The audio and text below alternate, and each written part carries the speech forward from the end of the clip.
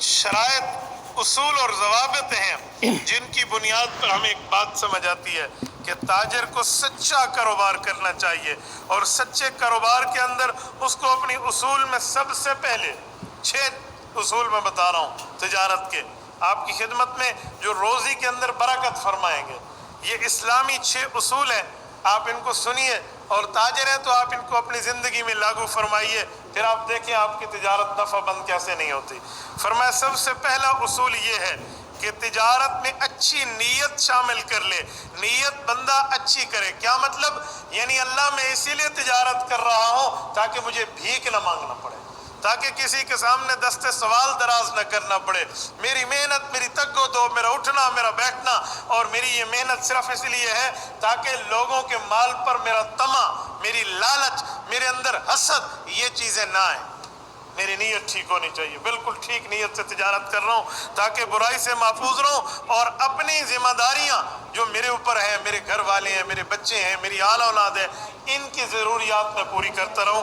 یہ نیت بنیادی طور پہ ہے کہ بندہ اپنی نیت کو درست کر لے۔ نمبر 2، اپنی صنعت اور تجارت میں فرض کفایہ کی ادائیگی کی نیت کرے۔ یہ تجارت فرض کفایہ ہے، مسلمانوں میں ایک بندہ کرے تو سب سے گناہ ٹل جاتا ہے، تو فرض کفایہ آپ جانتے ہیں، تو فرض کفایہ کی نیت کرے کہ یہ ایسا فرض ہے جس کو بطور کفایہ ادا کیا جاتا ہے، تو میں فریضہ کفایہ ادا کر رہا ہوں، یہ اس شخص کی نیت ہونی چاہیے۔ اور اس نیت پر اس آدمی کو جو اجر ملے گا نا، وہ ان سب کی طرف سے ملے گا جن کی یہ ذمہ داریاں پوری کر کے ان کی جو ہے نا کیا کہتے ہیں سرپرستی کر رہا ہے۔ میں مثال دیتا ہوں، یہ تجارت عبادت بنے گی نا، تو جو بندہ اس کی تجارت سے فائدہ اٹھائے گا، چاہے کسی کا تعاون کر رہا ہے، چاہے اپنی بہن پر ذمہ داری پوری کرتے ہوئے خرچ کر رہا ہے، اپنی ماں، اپنے باپ، اپنے بچوں کو، اپنی بیوی کو، کسی اور کو دے رہا ہے، تو ایسے سمجھیں وہ سارے یہی عبادت کر رہے ہیں اور اس بندے کے حصے میں ان کا ثواب آ رہا ہے۔ کیوں؟ یہ فرض کفایہ کی نیت کر رہا ہے۔ محلے میں ایک شخص بھی اگر اعتکاف میں مسجد میں نہ بیٹھے نا، تو پورا محلہ گناہ گار ہے نا۔ کیوں؟ آپ نے سنت کفایہ ادا نہیں کی۔ کوئی ایک محلے سے بندہ بھی اپنے محلے والوں کے قریبیوں کے جنازے میں نہ جائے تو فرض کفایہ کی ادائیگی نہیں ہوئی، سب گناہ گار ہے نا۔ اور اگر کوئی ایک ہی چلا جائے تو اسے سب کی طرف سے ثواب ملتا ہے۔ تو یہ تاجر فرض کفایہ کی ادائیگی کی نیت کرے کہ میں ٹھیک کام کی نیت کر رہا ہوں، اس کی وجہ بنیادی یہی ہے تاکہ میں فرض کفایہ ادا کروں اور باقیوں کو بھی گناہوں سے بچاؤں اور ان کا اجر بھی میں اپنے لیے لے لوں۔ تیسرے نمبر پہ اصول فرمایا بازار آخرت سے بھی اس بازار میں غافل نہ ہو۔ دنیا کے بازار میں بیٹھ کے آخرت کے بازار سے غافل نہ ہو۔ دنیا کے بازار میں محنت کریں گے اجرت ملے گی، آخرت کے لیے محنت کریں گے آپ کو ثواب ملے گا، یعنی نماز قضا نہ ہو۔ تجارت کی وجہ سے یہ روزہ نہ چھوڑے، تجارت کی وجہ سے کوئی ایسا غلط کام نہ کرے جو غلط کام اس بندے کو کہاں سے کہاں تک لے جائے۔ میں مثال دے رہا ہوں، رسول اللہ صلی اللہ علیہ وسلم کی حدیث پاک کا مفہوم ہے، توجہ رکھنا۔ فرمایا کہ اللہ کو پسندیدہ جگہ جو ہیں وہ مسجدیں ہیں، اور رب کے ہاں مبغوض جگہ جن سے نفرت ہے وہ بازار ہیں۔ احب البلاد الی اللہ مساجدها وابغض البلاد الی اللہ اسواقها۔ تو جہاں بری جگہ ہیں وہ کیوں ہیں کہ وہاں گناہوں کا سامان بڑی کثرت سے مل جاتا ہے، وہ بدنظری ہو یا وہ کچھ اور بھی ہو آسانی سے مل جاتا ہے۔ تو وہاں اس بندے نے اپنی آنکھ کی حفاظت کرنی ہے، اپنے کان کی حفاظت کرنی ہے، اپنے ہاتھ کی حفاظت، خصوصاً تجارت کرتے ہوئے اپنے دل کی حفاظت کرنی ہے کہ میں مسلمان کو دھوکہ دے رہا ہوں یا اسے عبادت سمجھ رہا ہوں۔ میرا اصول، میرا مطمع نظر میرے سامنے ہے کیا، میرا نظریہ کیا ہے، میں کس نظریے کو لے کر دکان میں بیٹھا ہوں۔ تو یہ بندہ بازار آخرت سے غافل نہ ہو۔ آخرت کے بازار کا مطلب یعنی اس بندے کو نمازوں کی پابندی کرنی چاہیے۔ گاہک بلائے تو بندہ نہ جا سکے شکل کا تیار تو اٹینڈ کر لے، اللہ بلا رہا ہے، اللہ کا منادی بلا رہا ہے، حی علی الصلاح کہہ کر بلا رہا ہے۔ جو نماز عرش پہ رسول اللہ کو تحفہ ملا، حی علی الفلاح کہہ کر بلا رہا ہے کامیابی کی طرف آئے، تو یہ اتنا اس تجارت میں منہمک، مشغول، مصروف نہ ہو جائے کہ یہ بندہ اللہ کے منادی کی آواز پہ بھی لبیک نہ کہہ سکے۔ تو بازار دنیا میں بیٹھ کے بازار آخرت سے غافل نہ ہو۔ چوتھی چیز، وہاں پر بیٹھ کر یہ تلاوتیں تو نہیں کر سکتا، یہ معاملے میں مصروف ہے. فارغ وقت ملے تو اور بات ہے، لیکن یہ تجارت میں مصروف ہے، لینے دینے میں، خرید و فروخت میں. ہاں ایک کام کرے تو اس شخص کی تجارت عبادتوں میں اعلیٰ درجے پر عبادت بنے گی. وہ کیا ہے؟ اپنی زبان کو اللہ کے ذکر سے رطب اللسان رکھے. زبان سے نہیں کہہ سکتا تو اپنے دل کو اللہ کی طرف متوجہ رکھے. زبان سے کہنا بندے کو آسانی سے، ایک کاؤنٹر ملتا ہے، یہ ہاتھ پہ رکھ لے. ایک بندہ مجھے کہنے لگا ریاکاری ہے. میں نے کہا تمہیں کس نے کہا ہے تسبیح ہاتھ میں رکھنا ریاکاری ہے؟ تمہیں پتہ ہے ریاکاری کا تعلق ظاہر سے نہیں ہوتا، دل سے ہوتا ہے. ریاکاری کا تعلق دل سے. تم نے دوسرے کا دل پھاڑ کے دیکھا ہے کہ وہ اللہ کے لیے نہیں کر رہا، لوگوں کے لیے کر رہا ہے؟ اتنا جلدی بھی فتوے کی مشین نہ چلا لیا کرے نا.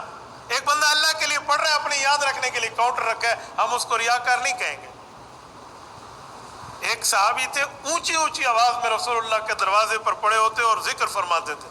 حضرت عمر رضی اللہ تعالیٰ عنہ نے دیکھ کر فرمایا کہ یہ بندہ تو ریاکار ہے، آہستہ کرے نا، اتنا اونچا کیوں کر رہا ہے؟ حضور پاک علیہ الصلوۃ والسلام نے فرمایا لا عمر بل اواہ، اسے ریاکار نہ کہو، کہو اس کا دل کڑ رہا ہے اور یہ اللہ اللہ کر رہا ہے، اس کے دل سے آواز نکل رہی ہے. تو ریاکاری یوں نہیں ہوتی. حضرت عمر نے فرمایا یا رسول اللہ آپ نے مجھے تنبیہ فرمائی، مجھے مسئلہ سمجھ آ گیا. تو ایسے ریاکار کا فتویٰ نہ دیں. ہاتھ میں تسبیح کے کئی فائدے ہیں.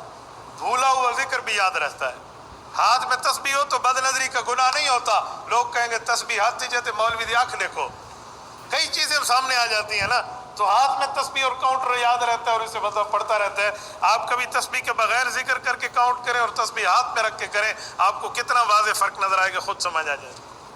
تو بندہ اپنی زبان کو اللہ کے ذکر سے رطب اللسان رکھے. یہ چوتھی چیز ہے. پانچویں چیز، سب سے بڑی بات یہ ہے کہ حرص اپنے دل میں نہ ہو. اس کی دکان ہے، سیم دکان اسی طرح کسی اور دکاندار کی ہے، اس کے پاس تو گاہک آ رہے ہیں اور میرے پاس نہیں آ رہے. یہ حرص ہے. یوں کہنا چاہیے اللہ جیسے اس کے پاس بھیجے ہیں ایسے میرے پاس بھی بھیج دے. بھائی کے لیے بھی دعا ہو، اپنے لیے بھی دعا ہو. یہ پانچواں اسلامی اصول ہے تجارت کا. حرص نہیں ہونا چاہیے. حرص بہت بڑی بدبختی کی علامت ہے. حرص کیا ہوتا ہے یار؟ وہ حرص، ایک تاجر کے بارے میں آتا ہے، وہ عصر سے پہلے دکان بند کر کے جا رہے تھے. کسی نے کہا ابھی تو ٹائم رہتا ہے. انہوں نے کہا جتنا میری آج کی ضروریات ہے نا وہ پوری ہو گئی ہیں، اب مجھے بیٹھنے کی ضرورت نہیں ہے. انہوں نے کہا کل، اس نے کہا کل بھی تو وہی اللہ ہے جو آج ہے. حرص نہیں ہونا چاہیے. حرص ہوگا تو یہ تجارت اسلامی اصولوں کی بنیاد پہ ختم ہوتی جائے گی، چاہے اس کی نمبرنگ بڑھ رہے ہوں لیکن برکات ختم ہو جائے گی. تو حرص بالکل بندہ نہ رکھے. اور ایسا نہ ہو کہ سب سے پہلے بازار میں جائے اور سب سے بعد بازار میں آئے. ایک ہے مصروفیت کی وجہ سے پہلے گیا بعد میں اور بات ہے، ایک ہے حرص کی وجہ سے گیا. حرص کی وجہ سے نہیں، اللہ پہ توکل کر کے بندہ جائے تو بات ٹھیک ہو جاتی ہے. چھٹا اصول اور آخری اصول اسلامی تجارت کا، فرمایا چھٹا اصول یہ ہے کہ صرف یہ نہ ہو کہ اللہ میں حرام سے بچنے کے لیے کاروبار کر رہا ہوں، بلکہ یہ بھی ہو کہ جس میں حرام کا تھوڑا بہت شبہ آ جائے، شک آ جائے، اس شکوک و شبہات کی حرام کی چیزوں کو بھی بندہ چھوڑ. صرف یہ نہیں ہے یہ فینلی حرام ہے، یہ واضح حرام ہے تو میں حرام کو چھوڑ رہا ہوں. کہا جی نہیں، بندہ شکوک و شبہات کے موقع پہ بھی اس چیز کو چھوڑ دے. رسول اللہ صلی اللہ علیہ وسلم کی حدیث ہے الحلال بین والحرام بین فما بینہما مشتبہات. فرمائے لوگو حلال بھی شریعت میں واضح کر دیا گیا ہے، حرام بھی شریعت میں ظاہر اور واضح کر دیا گیا ہے. اس میں درمیان میں کچھ چیزیں ہیں جو شبہ پیدا کرتی ہیں، بس آپ شبہ کو چھوڑ دیں تو آپ حلال کے ساتھ لگ جائیں.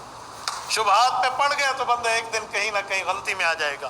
شبہات کی مثال دوں، ایک آدمی کا چلنا ہر وقت کنارے پہ ہو، ایک آدمی کا چلنا راستے صحیح راستے پہ ہو، گرنے کا خطرہ اس کا کم ہے اس کا زیادہ ہے جو کناروں پر چل رہا ہے، جو جان جوکھی کاموں میں خود کو ڈالے ہوئے ہے. تو لہٰذا ایسی کاموں میں خود کو نہ ڈالیں جو حرام کا شبہ پیدا کرے. یہ 6 اسلامی اصول ہیں. ان بنیادوں پہ اگر بندہ تجارت کر لے، خدا کی قسم اس آدمی کی یہ زندگی، یہ تجارت عبادت بن جائے. میں ایک بار پھر بطور خلاصہ اسلامی اصول گنوائے دیتا ہوں.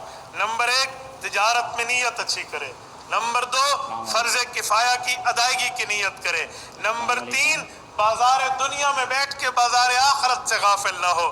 نمبر 4، ہمیشہ اپنی زبان کو اللہ کے ذکر سے رطب اللسان رکھے. نمبر 5، حرص نہ رکھے. نمبر 6، ان اصولوں سے بھی بچ جائے جو اس کو حرام کے شبے میں لے کر.